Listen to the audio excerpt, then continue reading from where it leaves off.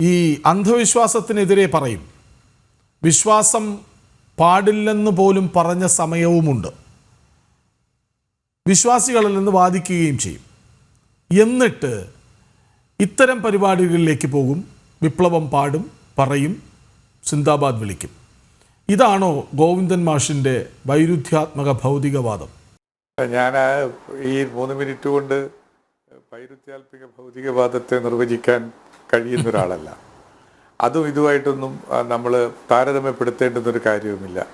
Communist പ്രസ്ഥാനത്തിൻ്റെ വൈരുദ്ധ്യാത്മക ഡയബറ്റിക്കൽ മെറ്റീരിയലിസത്തിനെ കുറിച്ച് ദീർഘമായ ഒരു ചർച്ച വെക്കുകയാണെങ്കിൽ നമുക്കതിൽ പങ്കെടുത്ത് കാര്യങ്ങളെക്കുറിച്ച് മനസ്സിലാക്കുകയും ഇവിടെ ഞാൻ നേരത്തെ അടിസ്ഥാനപരമായി നിൽക്കുന്ന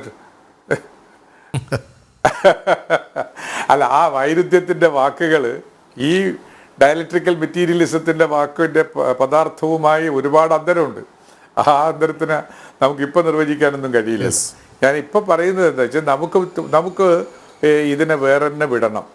ദൈവത്തിൻ്റെതും സീസറിൻ്റെതും പ്രത്യേകമാക്കി വെച്ചുകൊണ്ട് ഈ പറയുന്ന സമീപനങ്ങൾ എടുക്കണം. ശ്രീകുമാർ സൂചിപ്പിച്ച കാര്യങ്ങൾ തന്നെയാണ് എനിക്കും ആവർത്തിക്കാനുള്ളത്.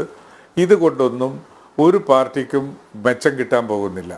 അത് RSSൻ്റെ നേതൃത്വത്തിൽ BJP നടത്തിയാലും ഇപ്പുറത്ത് ഈ ചെറുപ്പക്കാരുടെ നേതൃത്വത്തിൽ CPM നടത്തിയാലും. പക്ഷേ ഞാൻ ഈ രണ്ട് പാർട്ടികളുടെയും രാഷ്ട്രീയ നേതൃത്വമാണ് ഇതിനെ പ്രോത്സാഹിപ്പിക്കുന്നത് എന്ന കൊണോട്ടേഷനോട് യോജിക്കുന്ന ഒരാളല്ല. പ്രാദേശികമായി ഉണ്ടാകുന്ന പ്രശ്നങ്ങളാണ്. അത് നിയന്ത്രിക്കാൻ കഴിയുന്ന ഒരാളുടെ പേരിപ്പോൾ ശ്രീകുമാർ തന്നെയാണ് പറഞ്ഞത്. അത് നമ്മുടെ ദേവസ്വം ബോർഡ് പ്രസിഡന്റ് ശ്രീ പ്രശാന്താണ്. അതുപോലെ തന്നെ മലബാർ ദേവസ്വം ബോർഡുണ്ട്, തിരുവിതാംകൂർ ദേവസ്വം ബോർഡുണ്ട്. അവരൊക്കെ അലേർട്ടാവണം. ക്ഷേത്രത്തിൻ്റെ ഭാരവാഹികളോട്, അവരുടെ കീഴിൽപ്പെടുന്നതല്ലെങ്കിൽ പോലും അവരുടെ ഭാരവാഹികളോട് നമുക്കിത് ഒരു ആരാധനയുടെ മാത്രമാക്കി മാറ്റുന്നതിന് അവരുടെ സഹകരണം തേടണം.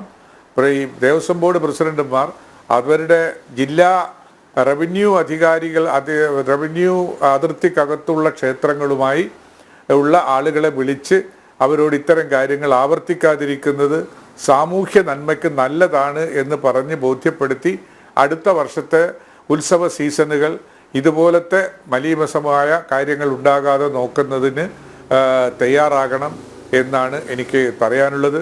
ഇത്തരം പല നിർദ്ദേശങ്ങളും ഗവൺമെൻറ്റിൻ്റെ മുമ്പിൽ വെക്കേണ്ടതുണ്ടെങ്കിൽ ഗവൺമെൻറ്റിൻ്റെ മുമ്പിൽ സമർപ്പിക്കാൻ ഞാൻ തയ്യാറുമാണ്. വളരെ നല്ലൊരു മറുപടിയായിരുന്നു അങ്ങയുടേത്.